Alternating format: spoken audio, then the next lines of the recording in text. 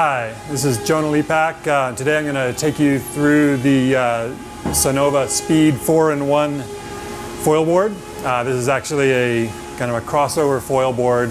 We call it the 4-in-1 because it can be SUP surfed, SUP foiled, wind surfed, and wind foiled. I'll take you through the design features of this board and construction.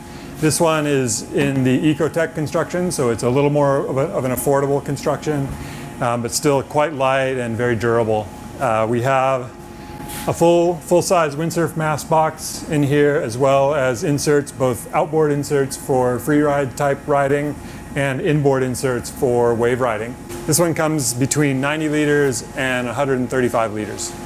Take you through some of the features of this that allow us to kind of get so many uses out of one board. This one is a plate mount foil mount, and these are extra long foil mounts so that when you're windsurfing you can run it back here and you can have the distance that you need to kind of get locked down and have some speed windsurfing, wind foiling.